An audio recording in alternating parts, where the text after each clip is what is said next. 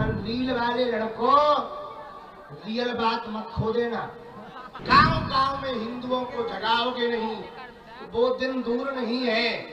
बांग्लादेश जैसा हाल होगा जब देश लुटेगा, तुम्हारे बच्चे बर्बाद होंगे, तुम्हारी बेटी लव जिहाद में जिस दिन पड़ेगी, तुम्हारा कदपत जिस दिन छूटेगा, तुम्हारा बेटा जिस दिन शुक्रवार को जाने लगेगा, उस दिन तुम्हें हमारी याद आएगी। हम सब हिंदू भाई भाई, हम सब हिंदू भाई भाई, हम सब हिंदू भाई भाई। हम भी ठीक, हम बहुत सीधे आदमी हैं, जलेबी जैसे। रील वाले लड़कों, रियल बात मत खो देना। आप यदि आज जगोगे नहीं, गांव गांव में हिंदुओं को जगाओगे नहीं, वो दिन दूर नहीं है। बांग्लादेश जैसा हाल होगा, सामान संपत्ति कद पद तुम्हारा होगा, हक किसी और का होगा। जिस मेवाड़ की धरती से हमारे बगल में राज परिवार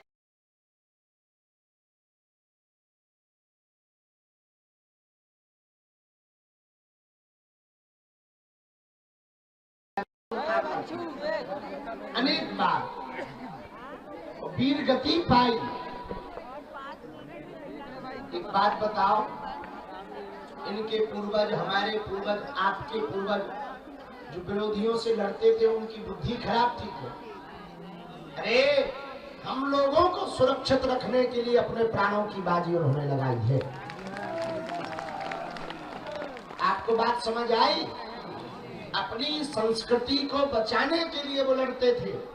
आज यहूदी हैं, इजराइल है, यहूदियों का देश है इजराइल। आज इजराइल लड़ रहा है, क्यों? अपनी संस्कृति को बचाने के लिए। आज फ्रांस लड़ रहा है, क्यों? अपनी संस्कृति को। इंग्लैंड में अंदर ही अंदर अब वहां के मूल निवासी लड़ रहे हैं, क्यों? अपनी संस्कृति को। हम अभी ऑस्ट्रेलिया गए, ऑस्ट्रेलिया की राजधानी है कैनबरा। कैनबरा में जैसे उतरे, वहाँ के प्रशासनिक अधिकारी हैं, गणमान्य लोग मिले, हमारे साथ जो चेला थे उन्होंने हमको वहाँ के बारे में दिखाया। ऑस्ट्रेलिया की संसद के सामने एक तंबू लगा, अंग्रेजी में कुछ लिखा था, वीजा वीजा था। तो हमने कहा यहाँ वीजा बनते हैं क्या? पासपोर्ट में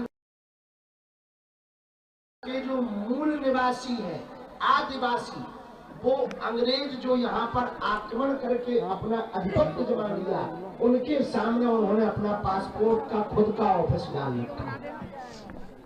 हम कहा ऐसा कब से है? बोले कई सालों से वो लड़ रहे हैं कि पासपोर्ट हमारा तुम नहीं बना सकते, हम बनाएंगे, क्योंकि देश हमारा है, धरती हमारी। ये बात ऑस्ट्रेलिया की बता रहे, वो इसलिए लड़ रहे, अपनी संस्कृति को बचाने के लिए लड़ रहे हैं। भैया, जब इतने देश अपनी संस्कृति को बचाने के लिए लड़ सकते हैं, हम लोग लड़े ना, कम से कम जुड़ तो सकते हैं। लड़ना नहीं है, पर जुड़ तो सकते हैं। ना हम इस्लाम के खिलाफ हैं, ना हम ईसाइयत के खिलाफ हैं, हम केवल हिंदुओं के पक्ष में हैं। हमारी ना मुसलमानों से बुराई है, ना ईसाइयों से बुराई है, ना उन्होंने हमारे बैल छोड़ रखे, ना हमको शौक चढ़ा है भैया, ना हमको पैदल चलने का शौक है, ना फोड़े फकोड़े पाने का शौक है, ना धूल खाने का शौक है। दिन भर में कम से कम 1 किलो खाएंगे, रात भर खासो, हर बार कप में 8-8 ग्राम लेंगे। हमने तौली तो नहीं है, अंदाजा बता रहे। हाँ, नहाने जाओ तो ही हालत, ना नहाओ तो वही हालत, पैदल भी चलो तो वही हालत। भगवान की बड़ी थोड़ी देर में ही फिर कल हमारे पीछे हमारा चेला तो बोलो गुरु जी कुछ खा लो, हम कहीं इतनी तो खा रहे, क्या खा ले। तो किसी ने कहा पेट ठीक है। अरे हम कहा इससे बढ़िया क्या हो सकता है, जब कंकर पत्थर भी पचा ले, इससे गजब का पेट क्या हो सकता है। तो आप लोग अपनी संस्कृति को बचाने के लिए, बच्चों को बचाने के लिए ये पुरुषार्थ कर रहे हो। हमें भरोसा है आपकी मेहनत रंग लाएगी, हिंदू जगेगा और भारत हिंदू राष्ट्र होगा। हमारे तो जब तक तन में प्राण है तब तक हम पदयात्राएं करते रहेंगे। कोई हमारे साथ चले ना चले, हमें अपने चेलों पर भरोसा है। तो हमारे चेले भी हमारे साथ छोड़ देंगे तो भी हम चलेंगे, हमें अपने गुरुजी पर भरोसा है। बाढ़ में गया अकेले जाएंगे, आदमी अकेले 4 धाम जा सकता, हम पदयात्रा नहीं कर सकते, कर लेंगे। पर कम से कम जब देश लुटेगा, तुम्हारे बच्चे बर्बाद होंगे, तुम्हारी बेटी लव जिहाद में जिस दिन पड़ेगी, तुम्हारा कदपत जिस दिन छूटेगा, तुम्हारा बेटा जिस दिन शुक्रवार को जाने लगेगा, उस दिन तुम्हें हमारी याद आएगी कि काश गुरुजी का साथ दिया होता तो भारत हिंदू राष्ट्र बन गया। हाँ, इसमें अभी समय है पर कम है, समय है पर कम है। इसलिए अपनी संस्कृति को बचाओ, हिंदुओं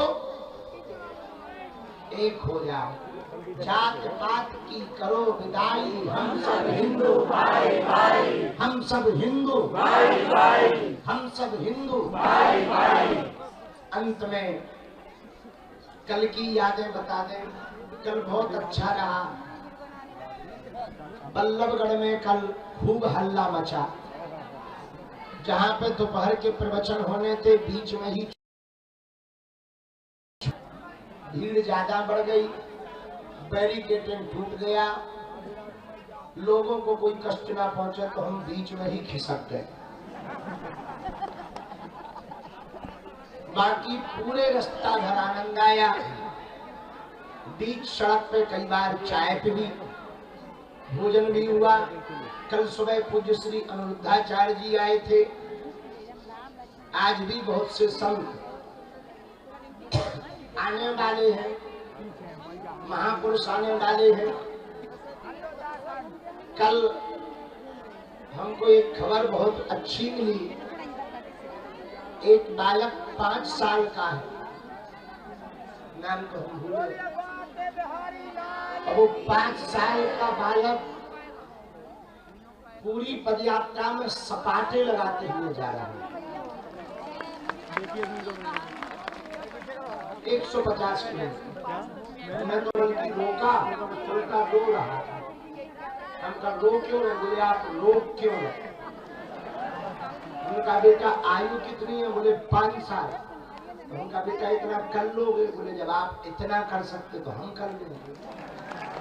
तो हमने भी पीठ ठोक दी, कर बेटा कर कर कर। बड़ा आगे बड़ा अच्छा बालक है, छोटा सा बालक है। पिता पुत्र दोनों आए हैं। सपाटे लगाता है, पिता पानी पिलाता जाता है, बोतल हाथ में लिए यात्रा चली जा रही। हमको वो नजारा देखकर रोना आ गया कि बताओ कितना अच्छा बाप है, बेटा को 5 साल वाले बच्चे को यहाँ ले आया। तो कितना पुरुषार्थ। कोई इसलिए नहीं लाया है कि उसकी फोटो खींचेंगे, इसलिए लाया है कि ये बच्चा भी सुरक्षित रहेगा और आने वाली पीढ़ी भी सुरक्षित रहेगी। ये नजारा बड़ा अभूतपूर्व था। एक और कल तो हाँ रसगुल्ला खबे खूब, कल ही खबे, परसों वो तो परसों था पेट में। कल तो खीर थी, लड्डू, खीर, जलेबी, खीर और सब्जी, लड्डू और जलेबी। हाँ जलेबी का तो हमें पता है, जलेबी की तो जानकारी। हम भी ठीक, हम बहुत सीधे आदमी हैं जलेबी जैसे।